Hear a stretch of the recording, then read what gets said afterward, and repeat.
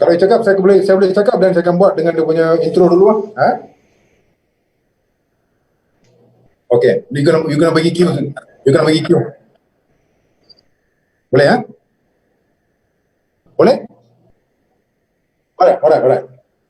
Hai, apa khabar semua? Selamat bertemu kembali pada minggu ini. Khoshee Community, Pusat Kesahihan Maklumat Lelong dan Bidaan. Minggu ini kita akan berbicara topik bankruptcy. Apa itu bankrupt dan juga apa hubungannya dengan lelongan awam. Ataupun dalam bahasa Inggeris, the relationship or the connection between bankruptcy and auction. Seperti minggu-minggu yang dulu, saya akan bersama-sama dengan Sharon dan Syamila pada hari ini akan cuba mengupas isu-isu menarik yang dikatakan kurang difahami oleh masyarakat awam. Bila kata lelongan saja, dia orang anggap rumah itu, orangnya bankrupt. Apa beza dia bankrupt? Apa maksudnya bankrupt? Dan apakah hubungannya dengan lelongan awam?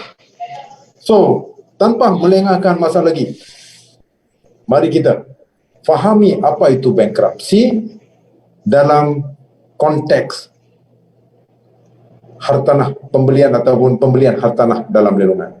So, mungkin bahagian bankruptcy dan definisi bankruptcy ini mungkin Syamila mungkin boleh bantu untuk mengupas isu ini. Hai selamat sejahtera semua. Okey, bankruptcy adalah satu proses di mana seorang itu diisytiharkan bankrupt melalui satu perintah mahkamah. Okey, orang yang diisytiharkan bankrupt itu kita panggil sebagai debtor, dan orang yang membuat permohonan untuk mengisytiharkan orang itu kita panggil dia sebagai kreditor, iaitu pemiutang. Dan orang yang berhutang adalah debtor, iaitu penghutang, dan kreditor adalah pemiutang.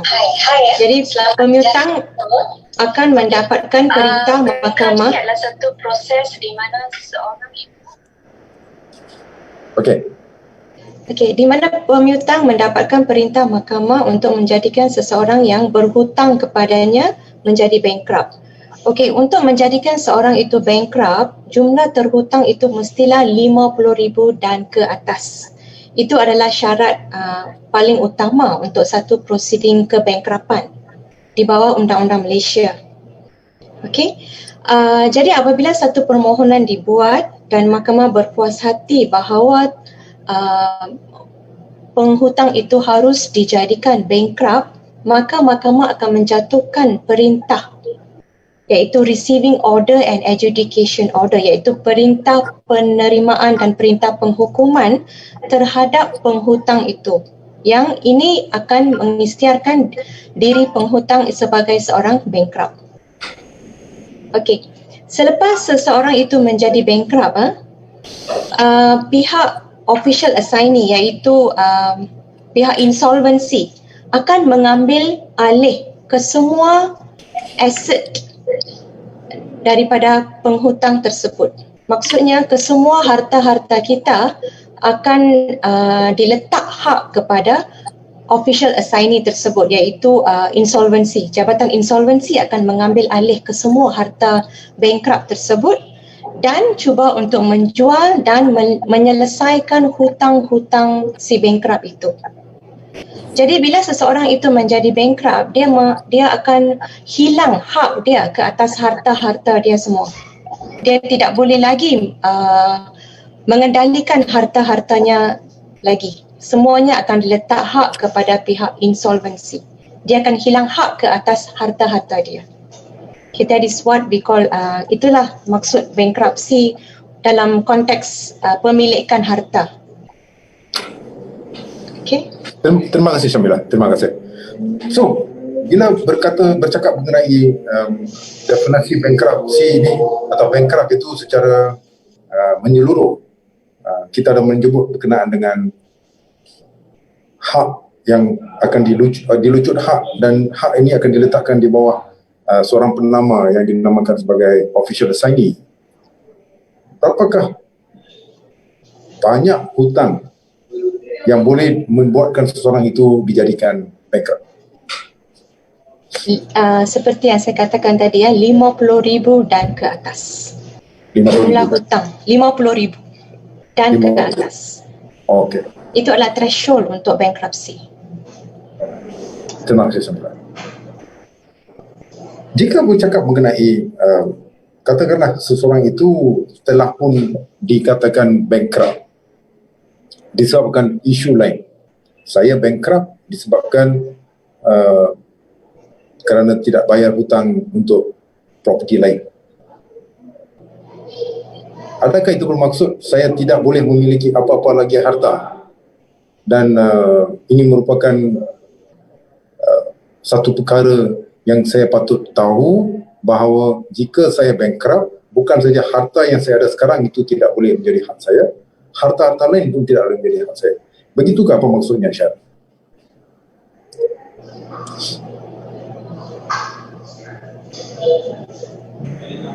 So, yeah, okay. Good evening, everybody. All right. So, your question, Jivan, kalau seseorang telah dijadikan bankrupt, seseorang itu ada status bankrupt, dia nak beli rumah, dia actually tak boleh beli rumah sebab untuk membeli rumah, setiap orang mesti menandatangani kontrak, iaitu perjanjian jual beli. Dan di dalam akta kontrak, there is a clause to say that untuk eligible under Contracts Act, you must not be a bankrupt. You must be eligible. There is a few requirements under the Contracts Act. So, you ada status bankrupt, you cannot sign document. So, normally kalau konteks perjanjian jual beli, kita selalu akan membuat carian di MyEG terhadap kesemua registered owner untuk memastikan to make sure diorang belum declared a bankrupt. Okay, so that is the first stage kita kena buat, very important, sebab ada owner yang tidak tahu diorang telah dijadikan bankrupt. Dia datang, dia sign contract, but then the lawyer pun buat carian lewat, then dia baru dapat tahu owner tu bankrupt. So actually tak boleh, dia tidak ada hak untuk menandatangani dokumen. So seperti yang Jivan explain tadi, dia telah dilucutkan semua hak-haknya dari segi untuk membeli rumah, memiliki rumah dia, untuk memegang rumah dia pun tak boleh sebab dia kena declare all to official assignee. Dia tak boleh memiliki apa-apa. So nak beli rumah memang tak boleh. Why? Because official assignee sets in dan mengambil alih semua harta tanah dia. Okay, and logically, kalau you seorang bankrupt, you ada hutang dengan orang lain, macam mana you boleh beli rumah? Macam mana you nak you beli rumah satu, macam mana you nak bayar deposit? So it's very logical. So seorang bankrupt tidak boleh memiliki rumah dan tidak boleh membeli rumah. Terima kasih Sharon. Ada juga satu lagi misconception yang saya rasa merupakan blacklisted, selalunya difahamkan secara bersama. Maksudnya, kadang-kadang bila kita tanya dia, you bankrupt ke? Dia kata, tak, saya hanya blacklist. Kadang-kadang bila kita tanya dia blacklist ke? Tak, dia kata saya bankrupt. So, apa maksudnya blacklist ini? Apa maksudnya bankrupt ini? Adakah ianya sama? Mungkin Syamila boleh highlight dia lebih apa perbezaan dia? Apa yang maksudnya blacklist itu? Apa maksud blacklist?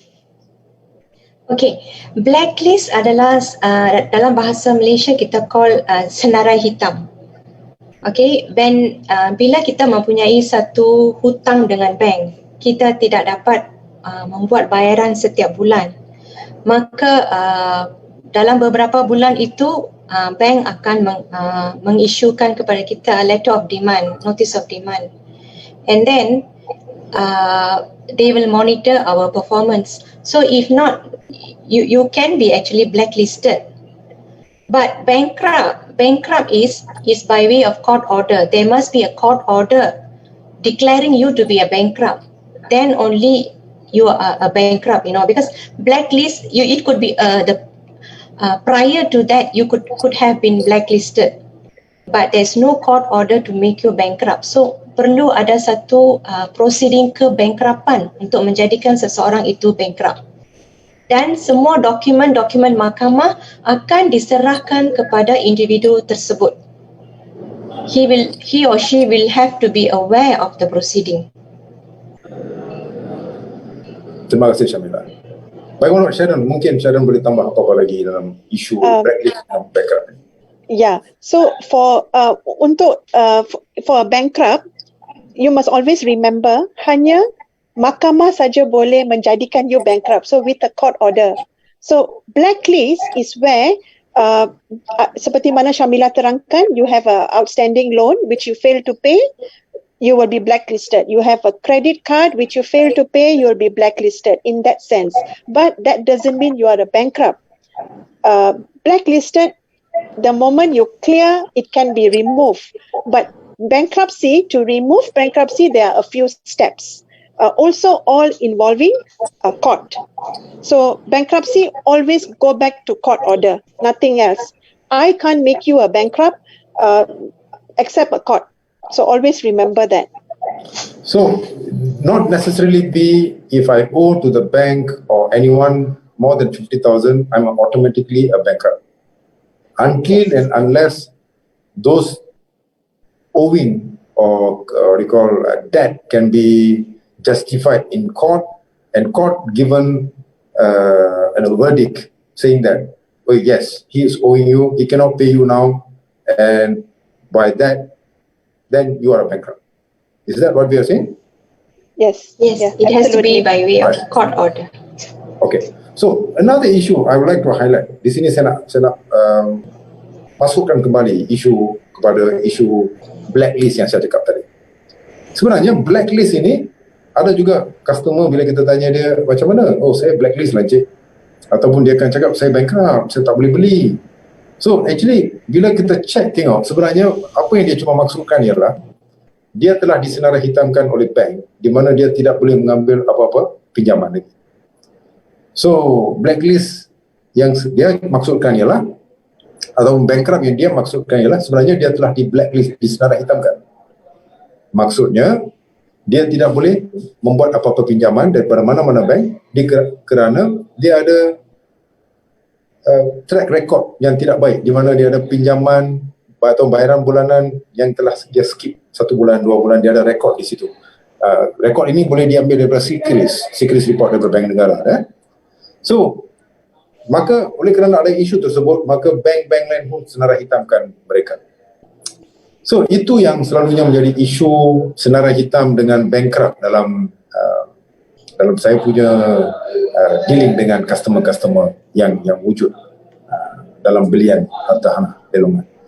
So yang seperti yang saya beritahu tadi, isu blacklist ini sebenarnya kita kena faham secara mendalam. Sebenarnya that's why I was actually sebenarnya sebelum ini tuan-tuan dan puan-puan, saya dengan Syamila serta Sharon, kami baru buat satu discussion berkenaan dengan bagaimana sesuatu hartanah itu kalau tidak disimpan dengan baik, dijaga dengan baik, maka kemungkinan besar dia akan jadi liability, bukannya aset lagi. Aset property sebenarnya satu aset jika dijaga, dibayar dengan baik dan dibeli daripada di satu kawasan yang di mana harganya akan meningkat. Jika hartanah tersebut dibeli di tempat yang salah, bayaran bulanan tidak dibuat dengan baik, maka kemungkinan besar hartanah tersebut akan menjadi satu liability. Bila property atau hartanah tersebut menjadi liability, kita cepat-cepat kena tahu macam mana kita nak reduce ataupun cut our losses on that part. But this one will come back later dengan Sharon dengan Syamila berkenaan dengan how to cut losses dan sebagainya. So berbalik kepada isu bankrupt tadi, Sharon, Syamila.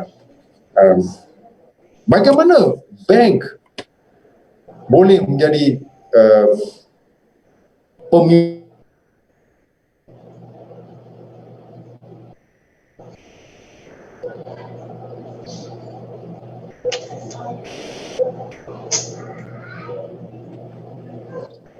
isu pinjaman?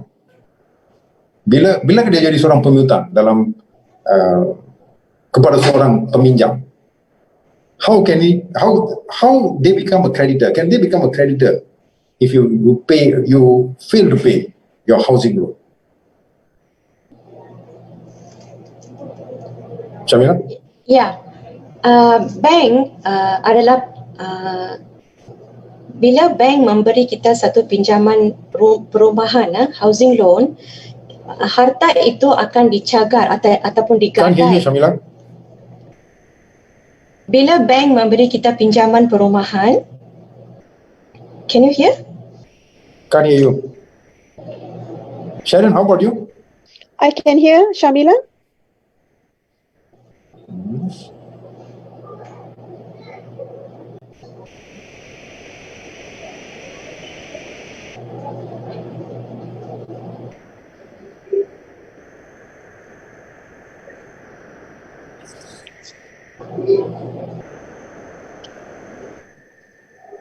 I can't hear you. Can Syamila? Syamila, you talk?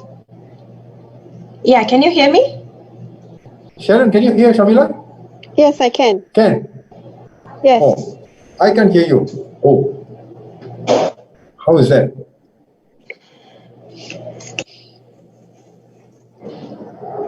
Now? Can you hear me?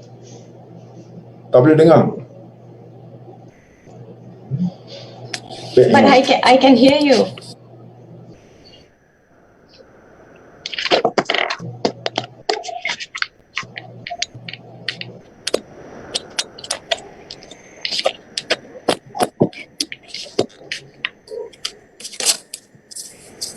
Now?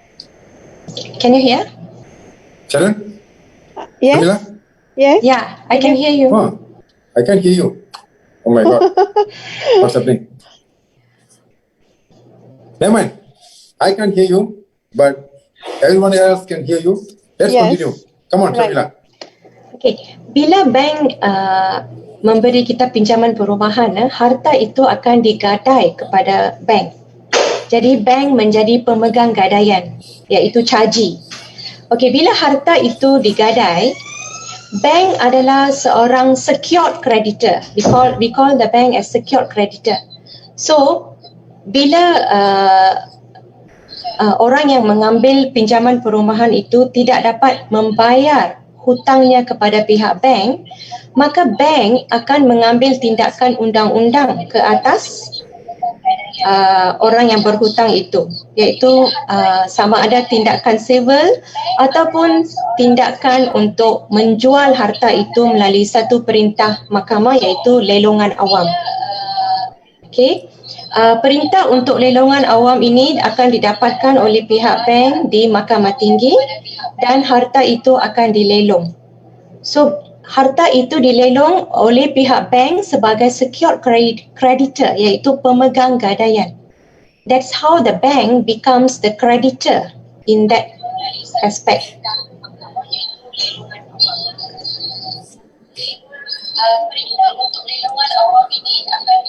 I'm listening from the Facebook. So wait, Yeah. I don't know. Suddenly something's happened.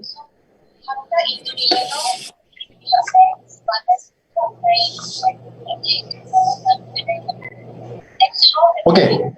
While we wait for the answer to be completed by Syamila in Facebook, so can we boleh kita tahu macam mana untuk kita keluar daripada bankruptcy, Cheryl? How to get it done? How to remove ourselves from being a bankrupt?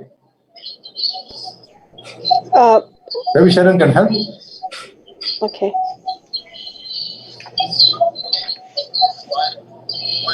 Okay. So you still can't hear me, yeah? Okay. So to come out of bankruptcy, we have you can go through court and okay, firstly is you have to settle your debt.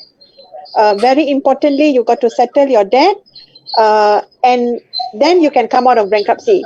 So settling your debt may not be an easy option for you, right? So you can go through an application to the court, okay, and through the court would be a discharge. So I will leave this to Shamila to answer on the discharge process, because there are two kinds of discharge here. Shamila, would you be able to assist? Yeah. Um, Okay, What type? there's a question from one of our fan, Michael Sui. Okay, if someone is under special attention by the bank, if he does not settle after 7 years on, can the special attention can be removed, or it is forever in Bank Negara records? Maybe anyone of you can answer? Shamila? What is that special attention? Yeah, what is special attention? They call it, if someone is under special attention by the bank, that means special attention, inverted comma. I believe what he's trying to say is that the blacklist kind of thing, Okay. secrets kind of thing. So 7 years on, can the special attention can be removed?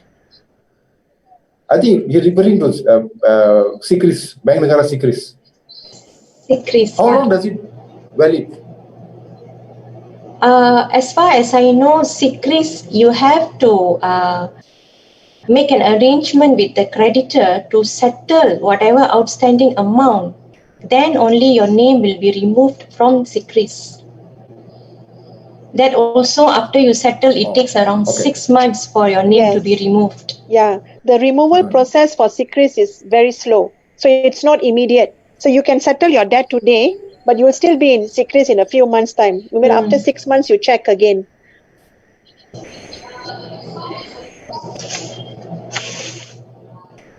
Okay. Thank you, Sharon. Thank you, Shamila. Okay.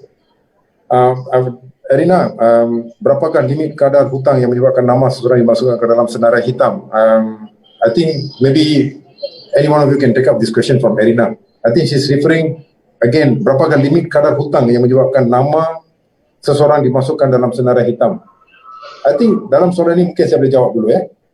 Erina, jawapan untuk soalan Erina ni, senarai hitam sebenarnya dijadikan bila kita tidak bayar secara ansuran, kita tidak bayar ansuran bulanan dengan betul. Maksudnya ada bulan yang kita tak dapat bayar, kita jadi dengan mungkin 2 bulan tak bayar, kemudian kita bayar balik. So ada rekod dalam sikris di mana menunjukkan kita tak bayar dengan cantik. Maka di situ akan berlaku isu senarai hitam, sebab bank akan takut untuk memberi pinjaman untuk pinjaman-pinjaman yang akan datang. Itu sebenarnya maksudnya senarai hitam. So kadarnya tidak penting, pentingnya adalah frekuensi dia. Setiap bulan kita bayar secara prompt, tak ada masalah. Tapi setiap kali kita bayar, hutang untuk tu ada lagi sebulan kita tinggal atau 2 bulan kita tinggal, kemudian kita bayar penuh, kemudian ada bulan yang kita tak dapat bayar. So rekod ini akan ada dalam sikris. Itu yang akan menyebabkan kita di senarai hitam. Manakala kalau senarai hitam yang Erina bercakap ini berkenaan dengan bankruptcy, tadi Shamila saya dah tanya jawapannya soalan ini, dan jawapannya ialah 50,000 dan ke atas. Kalau bankrupt 50,000 dan ke atas. Okay, we have question from Stephen. So I want Sharon and Shamila maybe can answer. There are 2 questions here. Bankrupt saving at EPF, will it be held by Jabatan Insolvency? Nombor 1. Keduanya, bankrupt ada satu rumah yang telah dipindah milik kepada keluarga. So Jabatan Insolvency boleh sita rumah tersebut? Yes or no? Soalan pertama ialah EPF, bolehkah Jabatan Insolvency ambil duit EPF? Soalan kedua, bankrupt ada satu rumah, si bankrupt ada satu rumah yang telah dipindah milik kepada keluarga.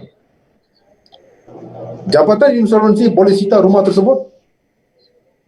Maksud sebelum dia kena bankrupt, rumah tu telah pindah milik kepada orang lain. Apa akan berlaku? Okay. So, Sharon, please. I'll answer for number 2 question. Sebelum, it's before and after. Very interestingly enough, bila you dah tahu you akan dijadikan bankrupt, then you start disposing of your property, transferring out your property. Now the question is, bolehkah insolvency step in after you have declared a bankrupt to what's the word we use, to search for all your properties and go after it. Now, Shamila, correct me if I'm wrong, that there is a certain period, there's a certain period of time where insolvency will start tracing, that's the word I was looking for, tracing for all your properties which you own.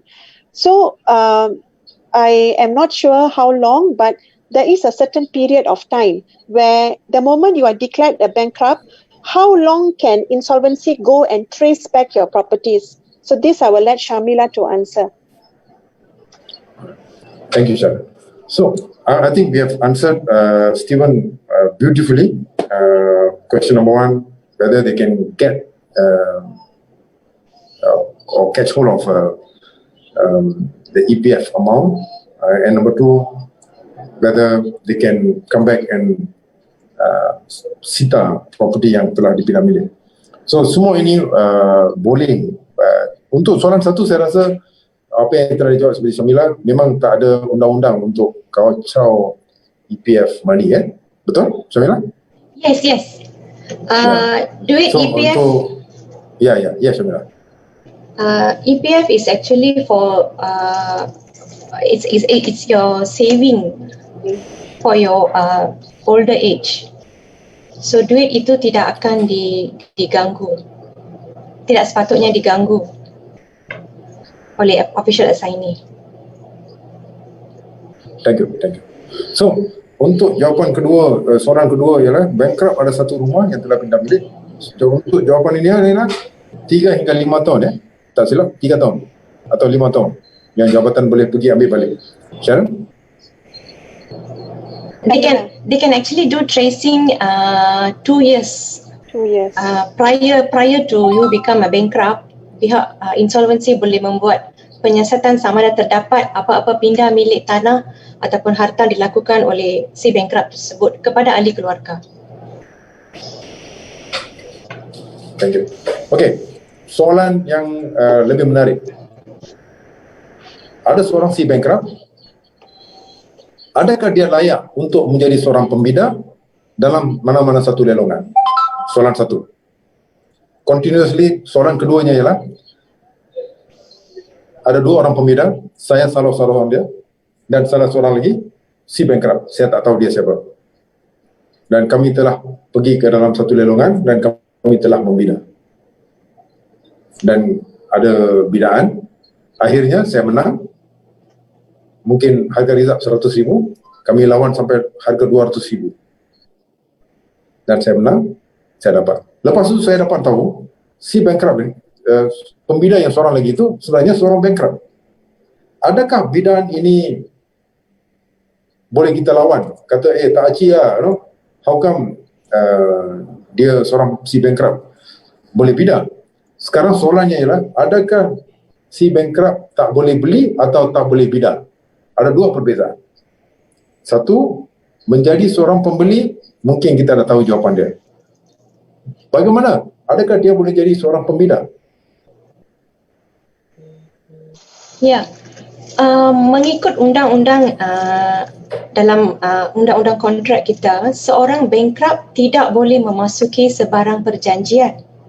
That is, perjanjian could be perjanjian jual beli ataupun sewa beli atau apa-apa perjanjian.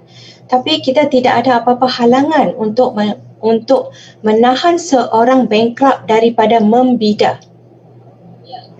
Kerana dalam proses lelongan, mahkamah hanya akan menentukan bahawa seorang pembida itu berusia 18 tahun dan ke atas dan warga negara Malaysia, adalah waras fikiran, mendepositkan deposit 10%. Okey, itu adalah kriteria-kriteria yang mahkamah melihat untuk membenarkan seorang untuk membida. Tetapi mahkamah pada masa ini kita tidak menyemak sama ada seorang itu bankrupt atau tidak. Itu adalah beban pada orang yang membida. Kerana bila dia sudah bida dan telah mendapat harta tersebut, tetapi dia sepatutnya tidak harus memasuki sebarang perjanjian, maka kontrak itu boleh kita katakan terbatal. Jadi beban adalah untuk orang yang membida itu untuk memastikan bahawa dia bukan bankrupt dan boleh memasuki sebarang perjanjian. Jadi jawapannya boleh membida tetapi tidak boleh membeli. So, cuma ada satu soalan daripada Erina, mungkin kita boleh sambung. Dia semakin menarik. Soalan Erina ialah, can I put a caveat on my property before I am declared as bankrupt untuk melambatkan proses lelongan? Bolehkah saya masukkan caveat sebelum saya diisytiharkan bankrupt supaya lelongan boleh dilambatkan? Kita boleh kacau lelongan tersebut supaya rumah saya tak kena lelong. Boleh Syamilah? Caveat tidak akan memberhentikan lelongan. Lelongan masih boleh jalan. Tetapi sama ada orang nak membeli harta itu atau tidak. Itu that's a second question. But lelongan boleh dijalankan. Dan kalau ada sesiapa yang berminat untuk membeli, maka dia boleh beli dan boleh memulakan proceeding untuk membatalkan caveat tersebut. Okey, jadi mungkin melambatkan proses penjualan dalam lelongan tetapi tidak boleh melambatkan proses lelongan itu. The property can still be auctioned, but whether there be people interested to buy because there's the existence of the caveat, there is another issue. So if those who have been following our session, they would know that once they do a due diligence, and although if there's a caveat, they will already estimate how to remove it, and they know that buying a lelong property with caveat, it's fine, it's okay, but it's just a bit of timing, a bit of cost, but otherwise they will still buy. So a caveat being in an auction property is nothing new, it's very normal. Okay, so it will not, I would say it will not affect your auction process. Thank you Sharon. Thank you very much. So, berkenaan dengan caveat tadi, sebenarnya penting seperti yang Syamilah cakap tadi, berkenaan dengan kita kena ada caveatable interest.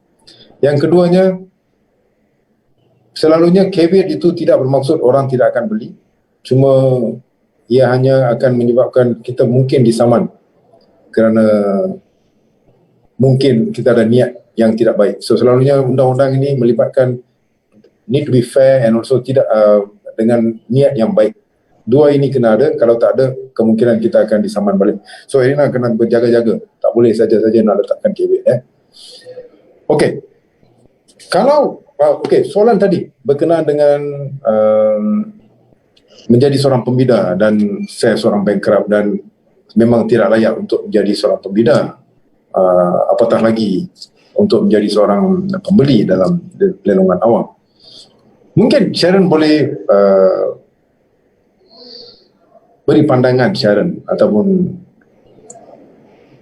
share dengan kami mana-mana satu kes yang menyebabkan isu bankrupt ini menjadi satu masalah besar. Mungkin Sharon boleh bantu dalam sharing in your experience, what actually happened in your cases previously dalam normal conveyancing, apa selalunya akan berlaku? Okay, so normally kebanyakan anak guam kita selalu datang on a belief that diorang bukan bankrupt. They do not know they are a bankrupt. Okay, dan they sign the agreement, semua dah sign. Dan bila kita dapat tahu yang diorang telah menjadi seorang bankrupt, so this is actually in context of kalau you memiliki rumah sekarang atas dua nama lah, okay, for instance, dua nama. So suami bankrupt, isteri bukan bankrupt, okay. So bolehkah suami menandatangani perjanjian jual beli? So answer is no, he cannot sign. But pada masa itu dia tidak tahu dan yang dia seorang bankrupt, so dia telah menandatangani. Tapi semasa kita nak release duit deposit pada owner, kita akan release 50% to husband, 50% to wife. That's normal lah, 50-50 share. So kita membuat carian dan kita mendapati dia telah dijadikan bankrupt about 2 years back, but dia tidak tahu. So what happened is jabatan kita cuba connectkan, kita call jabatan insolvency, dapatkan they have a number adjudikasi dia, they have a number, and we will actually suami ni mesti pergi kepada insolvency department untuk interview dengan pegawai, kerana pegawai nak tahu sekarang berapa property atas nama you. Okay, kalau you dah jual, mana duit tu? Okay, so you kena pergi declare, you got to be very honest, you got to declare to jabatan insolvency what properties you have and what are you disposing. Okay, then bayaran deposit itu yang saya sepatutnya release kepada suami, saya kena release pada jabatan insolvency, bukan pada suami. Okay, question, what about the 50% share of the isteri? Adakah duit itu saya kena release pada jabatan insolvency? Jawapannya tidak. The wife's half share will not be affected in this transaction. Cuma suami punya share saja. So in my situation, I was able to save the transaction. So this is an ongoing case now I'm doing. Alright. So I fixed the interview for them. The suami pergi. So the jabatan insolvency will have a schedule. Okay, pembayaran. Okay, berapa you boleh bayar bulan-bulan. So bila you dijadikan bankrupt, jabatan insolvency akan tengok you punya kewangan and see how much you can pay them to settle off your debts. Alright. Now, that is one scenario where it's still under control. Okay. But there is another scenario where pada masa dia menandatangani perjanjian jual beli, dia bukan bankrupt, confirm. Dia bukan bankrupt, but bila kita dah sampai tahap untuk kita dah advise bank untuk release duit pada owner, kita dapat tahu yang dia sudah dijadikan bankrupt. What happens to the transaction? Cannot go through. Bank will not release money to the owner. So the entire S&P was called off. Loan with the bank has to be cancelled. So all the transaction which we have been doing for the last 3 months is all gone down the drain. Tak boleh. Bank dapat tahu sebelum dia release, bank dah buat carian, and then bank dapat tahu this owner is a bankrupt. So they immediately refuse to release, and the loan is rejected. So purchaser tak dapat beli rumah, owner tak dapat duit. So that is my worst case scenario which I have faced. Thank you Sharon. Thank you very much.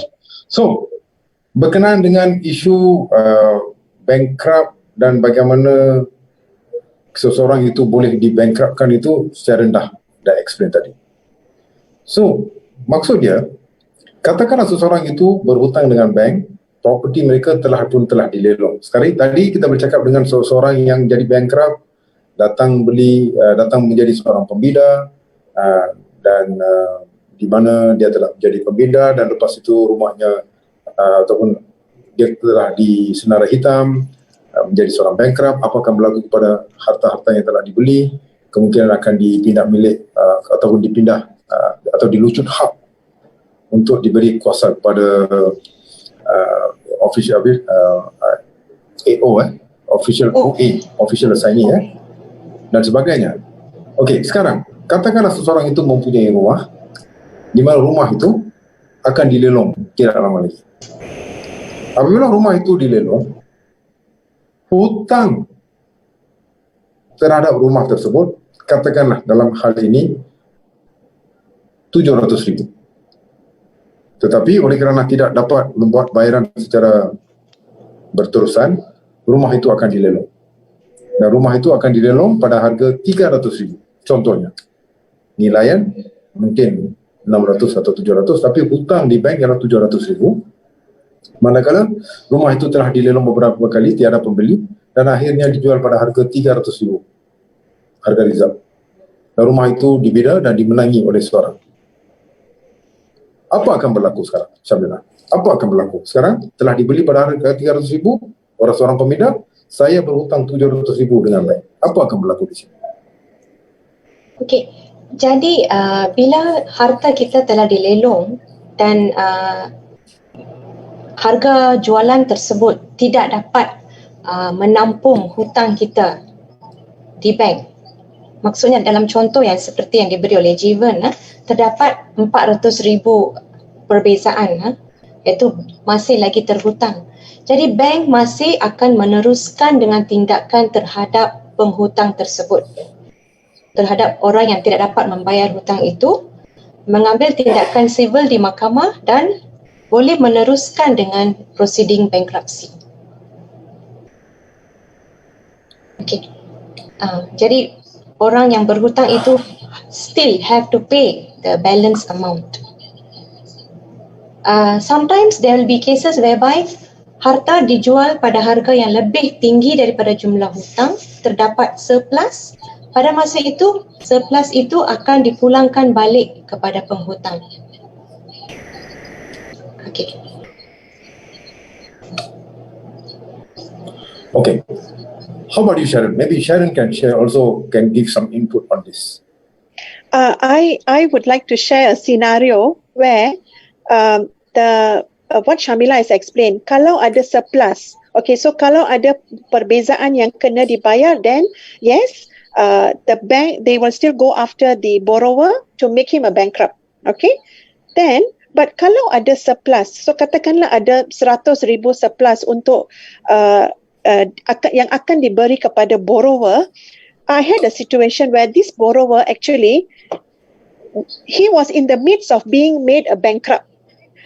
But at the time, the surplus money when almost was going to go to him, insolvency department stepped in. So he became a bankrupt just after, today he became a bankrupt and tomorrow he was supposed to get the 100,000. So that 100,000 could not go to him. So because the bank actually did their investigation and that 100,000 was actually, it's now still with the bank. They are now facing with insolvency department. So again, I've seen many borrowers who they think why their property go for auction is because bad management of their financial matters. Okay, very bad arrangement. So one property is being auctioned. They maybe have a few other properties which is also going to be auctioned and many other creditors coming after them. So end up they do not get anything. They are actually at a loss. So this is what I've seen in many transactions where I hardly hear that borrower get their money. It's always that worst case scenario, the property is going for auction. There are a high chance that bankruptcy, they are also being faced with a bankruptcy action proceedings. Thank you Sharon. Thank you Shamila. Okay, satu lagi soalan.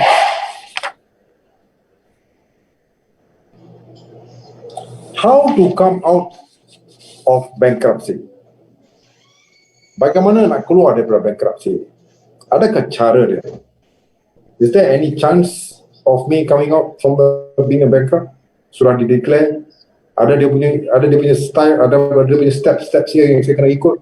Atau saya tidak boleh buat apa-apa? Mungkin Shamila boleh highlight on this part. Okay, I start. Ada 3 cara untuk kita keluar daripada status bankrupt itu. Pertamanya, satu order of annulment, iaitu pembatalan perintah bankrupt, di mana si orang yang berhutang itu, si bankrupt itu membayar penuh ke semua hutang kepada official assignee, maka dia boleh membuat satu permohonan di mahkamah untuk membatalkan perintah tersebut. Okey, cara kedua adalah di mana dia telah membayar mungkin certain portion of the debt. So in that case, the debtor actually can ask the official assignee whether he can do a discharge from the status of being bankrupt. Okay, that is also by way of court order. Tapi dia ada syarat-syaratnya. Ini semua akan ditentukan oleh pihak official assignee. Official assignee yang harus membantu dia untuk memfailkan satu permohonan untuk membuat discharge. Okay. Cara yang lagi satu ialah discharge oleh official assignee sendiri tanpa perintah mahkamah. Iaitu apabila si bankrupt ini telah membayar hutangnya, mungkin bukan penuh tetapi majority hutang telah dibayar atau certain percentage telah dibayar, maka official assignee akan juga melihat kepada faktor-faktor lain. Mungkin terdapat lanjutan usia, faktor kesihatan, kelakuan si bankrupt and all that, dan official assignee boleh mengeluarkan satu sijil iaitu discharge by official assignee. Okay, itu adalah cara-cara untuk seseorang itu keluar daripada status bankrupt. Jadi sesiapa yang telah menjadi bankrupt, you can actually ask the official assignee ways to come out of the status. Official assignee will definitely assist you to be out of the problem actually. Okay. Thank you Syamila. Thank you very much.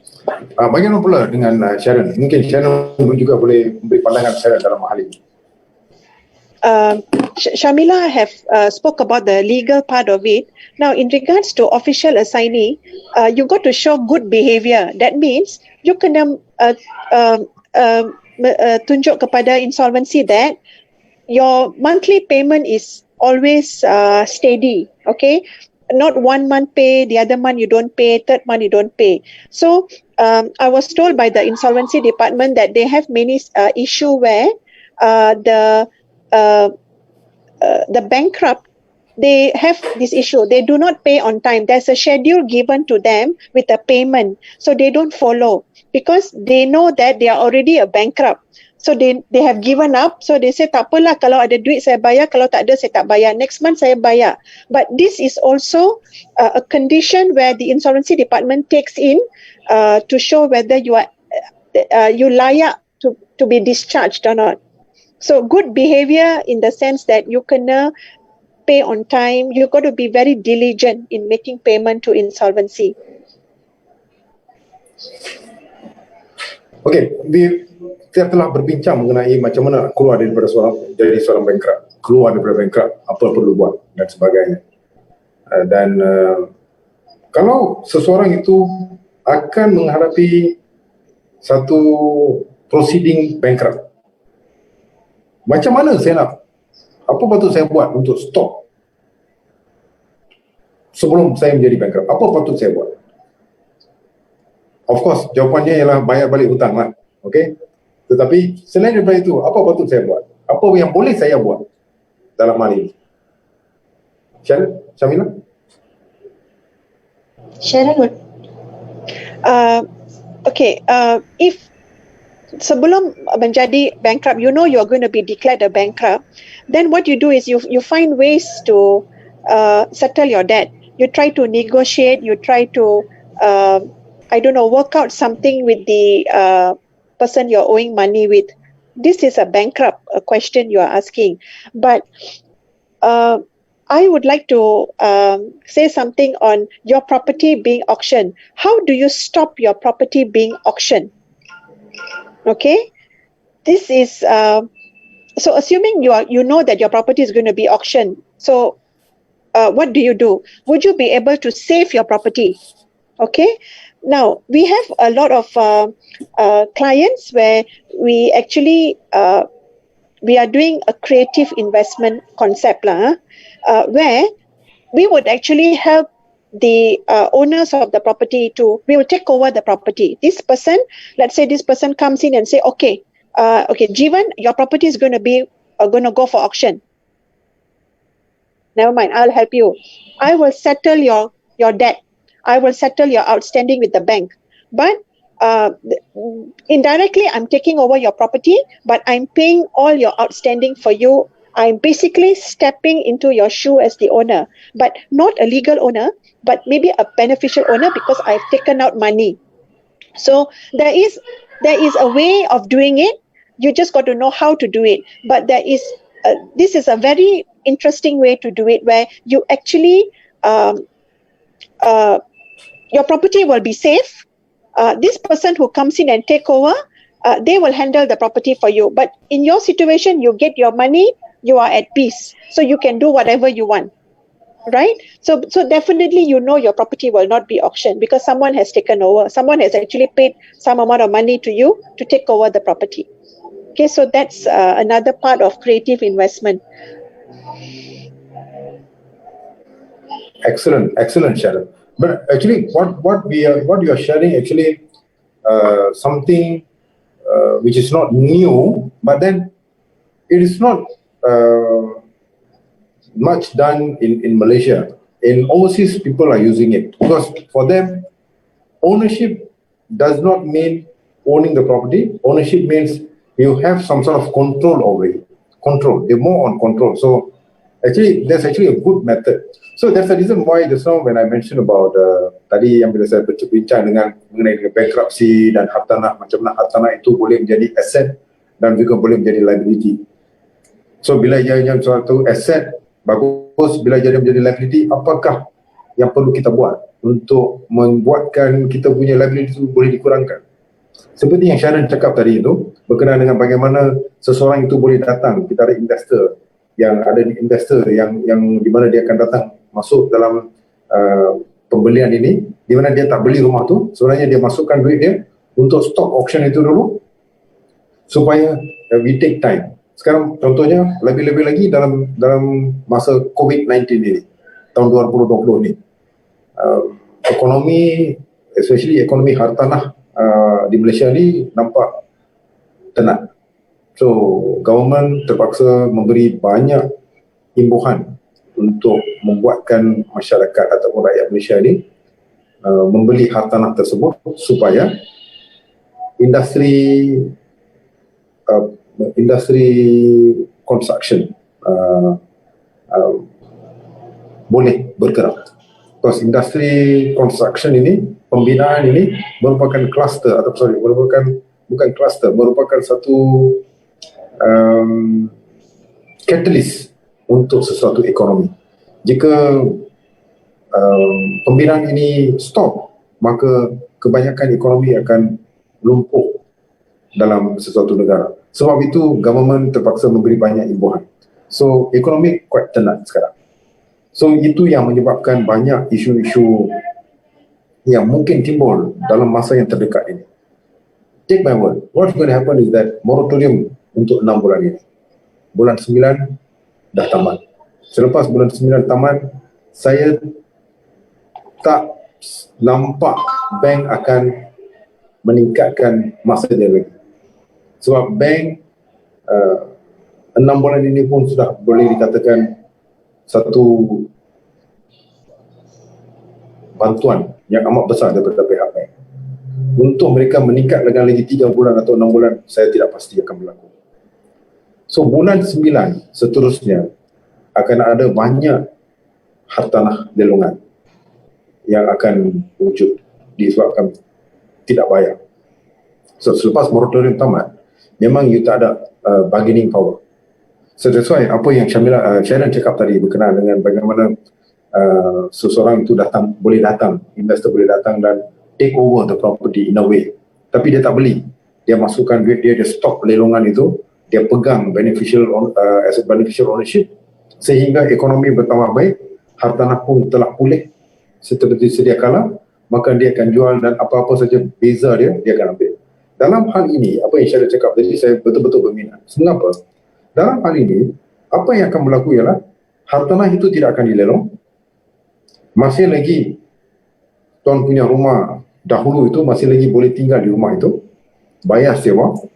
Pada masa yang sama, dia bukan seorang bankrupt. Dia mungkin dapat satu pekerjaan yang baru, di mana dalam pekerjaan baru itu gaji dia semakin mungkin baik, di mana dia boleh dapatkan pinjaman untuk membeli rumah yang baru, sedangkan rumah ini dibeli oleh orang lain. So basically you are still not bankrupt yet. Anda masih lagi terapung, bukannya tenggelam. Can we say like that, Sharon, dalam hal ini?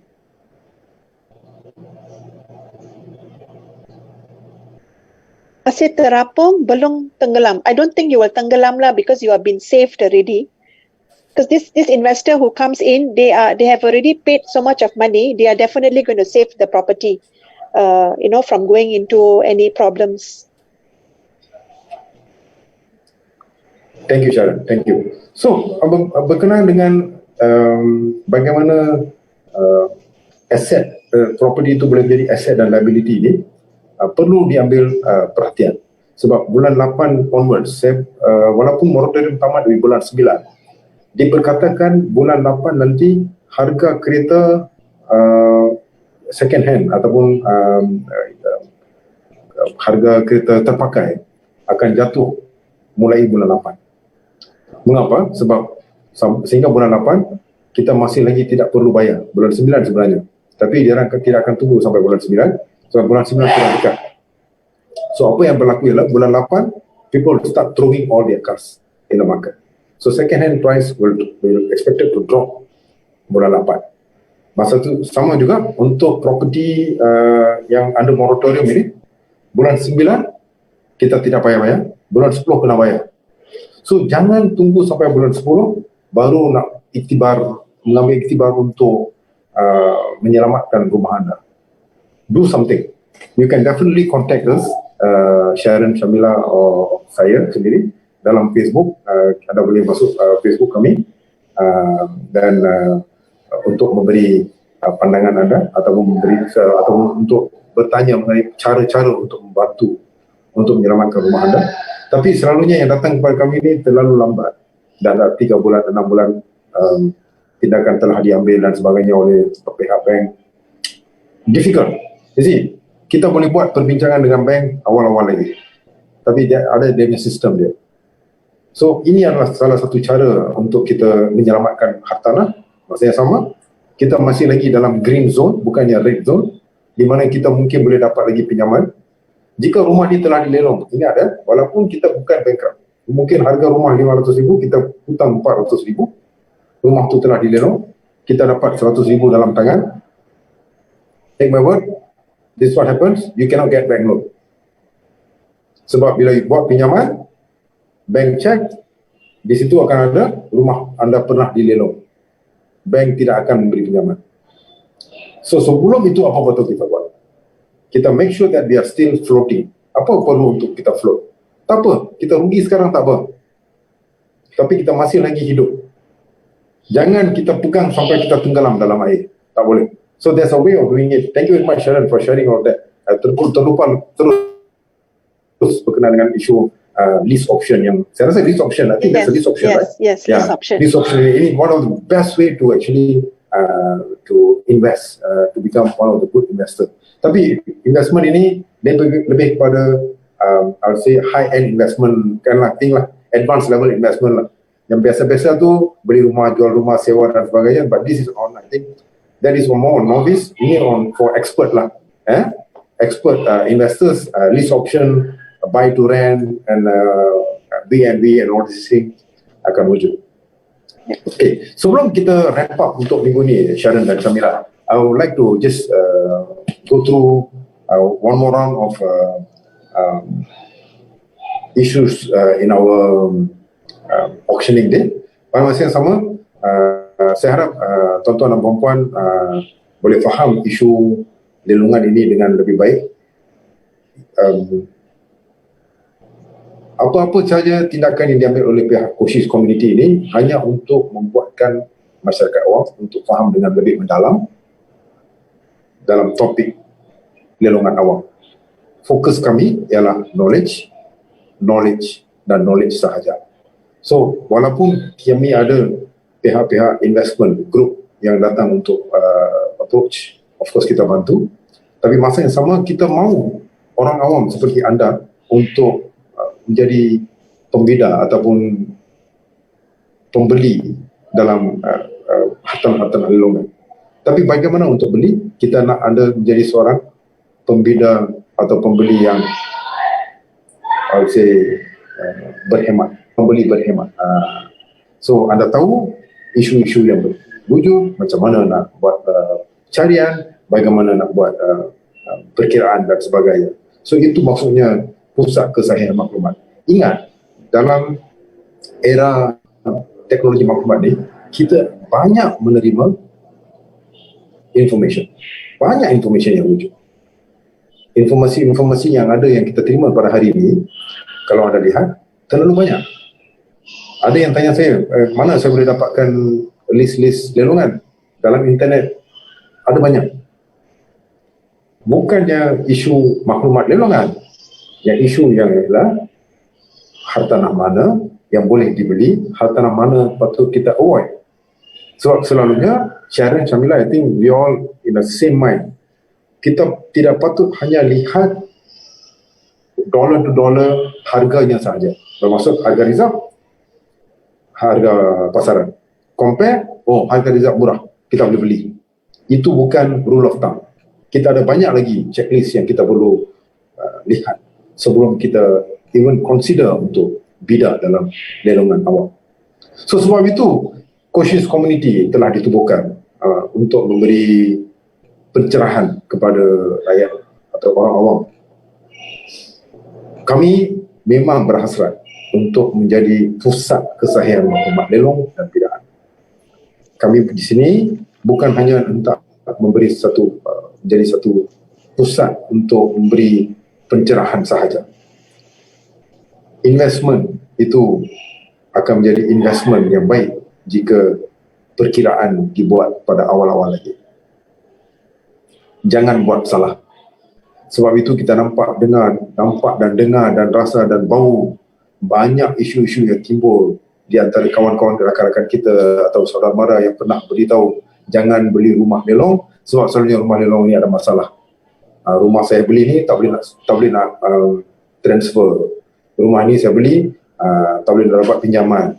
Rumah yang saya beli ni ada masalah besar. Why? Mengapa? Sebab kita ikut orang. Kita bukan ikut diri sendiri, tahu apa yang kita beli, sebenarnya kita ikut orang untuk beli. Itu sebenarnya masalah kita. Sebab itulah pada hari ini kami Khoshee Community telah pun membuat webinar yang saya rasa kalau silap yang ke-10 kalau tersilap sekarang ini, hampir ke-10, dan kita juga telah buat kita ada satu portal khosheecommunity.com. So besok saya rasa kalau tak salah saya, tim IT kami akan cuba masukkan dalam Facebook cara-cara untuk menggunakan Khoshee Community ini.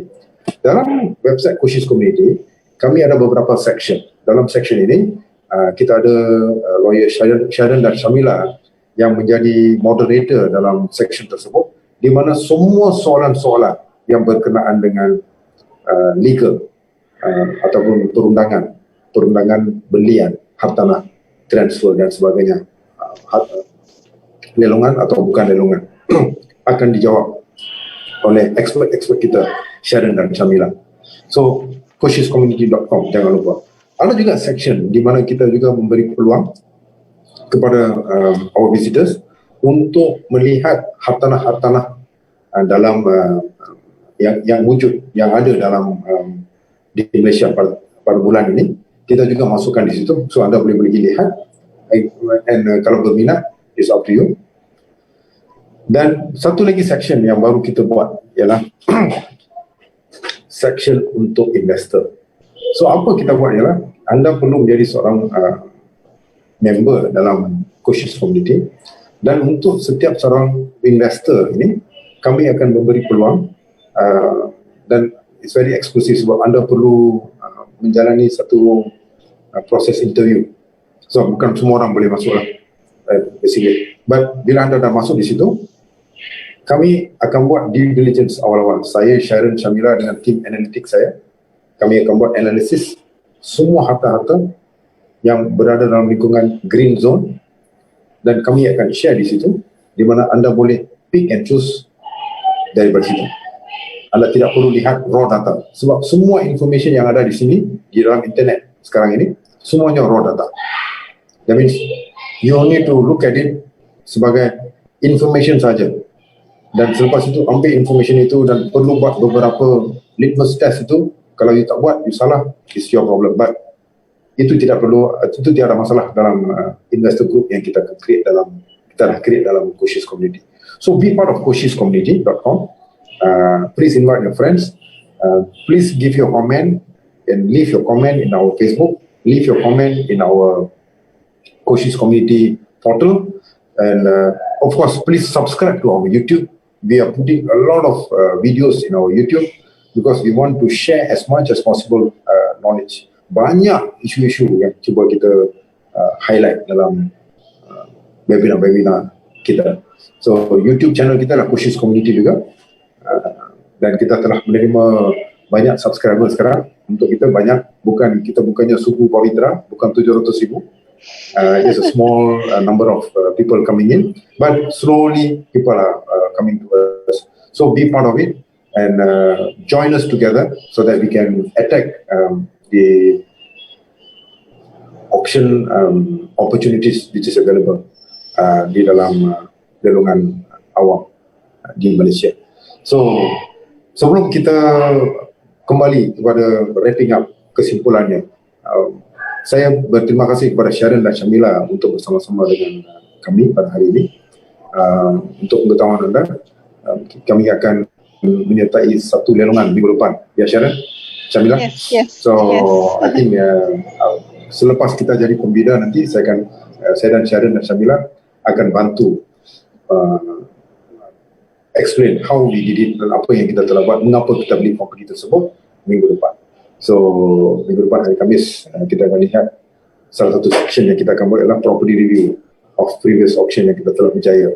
Hopefully kita berjaya lah. Harap-harap kita berjaya lah. Istilah nanti. So, Sharon, maybe Sharon wrap up on your side. Maybe you want to say parting words from your side, Sharon. Yeah. Okay. Before my parting word, Khoshee Committee website, me and Shamila, we have shared a lot of legal issues, a lot of legal matters, where if you have any question or you can go there to read so that you know more, and you can also post question for us to answer there. Okay, so we may not be able to cover so much during our webinar session, but if you do it in Khoshee Committee website, we assure you that your answers, your questions will be answered. And at the same time, you get to learn so much about so many other matters.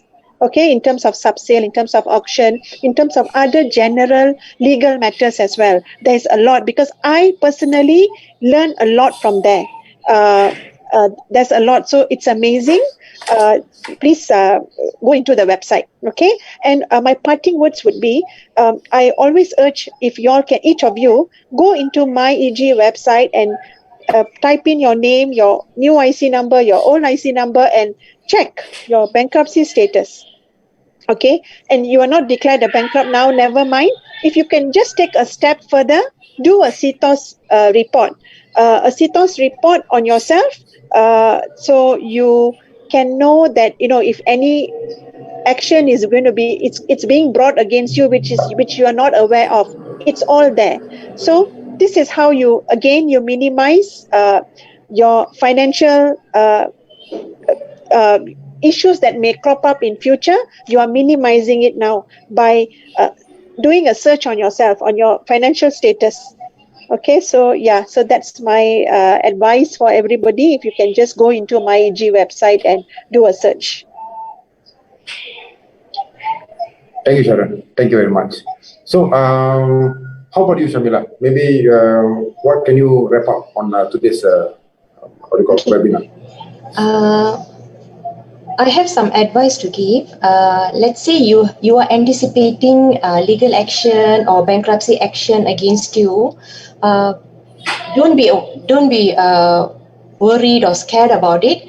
Just do whatever necessary to minimize the effect of the proceeding, like to avoid being a bankrupt. What we should do? Let's say you have a property charged to the bank and you know that you can't service your loan. So find out ways whether you can, as Sharon has mentioned, find someone who can actually come into your shoes and pay off the debts. Or if you have go and see a real estate agent, try to find a buyer for your house so that you don't have to service your loan and you can sell off your house and settle the loan, and you do not want to be a bankrupt because of that issue. Okay, and for those who are not servicing their loan regularly, could be your name could be in SIKRIS or SITOS, SIKRIS. So why don't you just go to Bank Negara and check your status there and try to regularize your payments. If you can't, then as I said earlier, find buyers to take over your property, sell off your property, and make sure your name is already out of SIKRIS or SITOS. Because I find that many people, when they come and see us, they say, okay, I want to buy a property, but I couldn't get a loan because my name is, blacklisted in Bank Negara. So how do I go about it? That time could be a bit late because the process is quite lengthy, to take out your name from SIKRIS and all that. So maybe now itself we can actually help ourselves. Go and do the proper thing, consult proper people. You go to Bank Negara, talk to them, or you can consult a lawyer and all that. And for those who have been made bankrupt, don't be worried, don't be scared. Go and talk to official assignee. Find out a way for you to come out of the bankruptcy. There must be a way. Definitely official assignee will assist you to come out from the status of being bankrupt. That's all. Thank you. Okay. Can I just add on, like what Shamila said, right? If you know that you are going into areas of your housing loan, then apart from that creative investment I was talking, you can actually speak to the bank to restructure your loan. Right? There is a gazette which has been issued that for restructuring loan, stamp duty is waived. So our government is actually looking into all this because they know that each owners may be falling into this eventually after September, right? So they came up with this that, okay, if you restructure your loan, you don't have to pay stamp duty. So they are actually already helping you. So this is one of the way you can go into the bank and tell them that, okay, I cannot come up with this monthly installment now because maybe I don't know, my pay cut and all that. So the bank will look into this as well. So they have started looking into restructuring now. It's not refinancing, but it's called restructuring. Okay. Thank you, Sharon. Thank you very much, Shamila.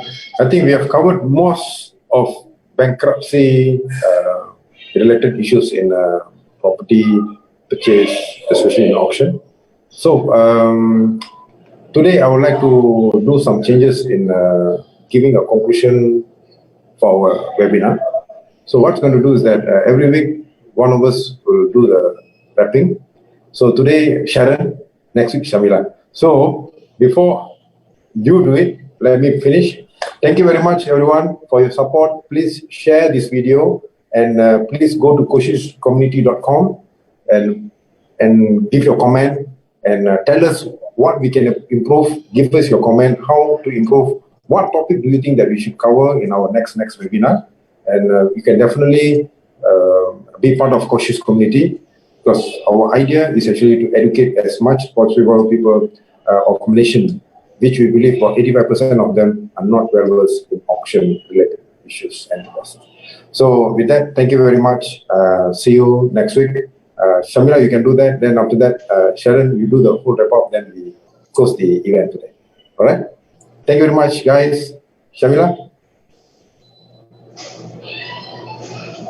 To wrap up, is it? Yeah, you can wrap up, Shamila. Yeah. Okay, thank you for following us all the while, and for being very patient and throughout our previous webinars, and please follow us, and also please log in to Khoshee's community and find out what are there for you to benefit out of it. Learn, you can gain a lot of knowledge on auction properties and also properties generally. Yeah, please follow. Thank you.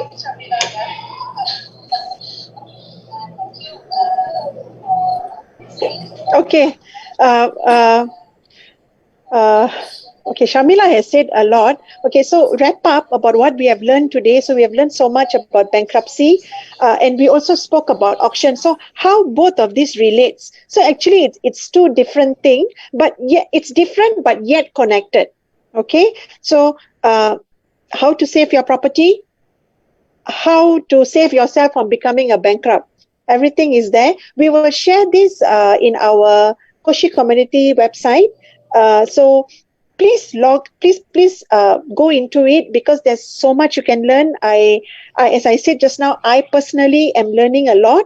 So we will post this again there, and if there's any question, we will take it up there. Okay, so thank you so much for those who have been following us last week. Erina, Michael, thank you so much, and we truly appreciate those who really want to learn. There's so much you can learn, and we are here to share. There's no monetary value here, but we just share, and we are giving everyone the same knowledge we know. So we benefit, you benefit, everyone benefits. All right.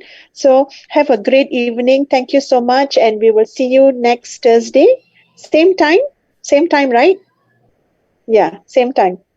Okay. Thank you.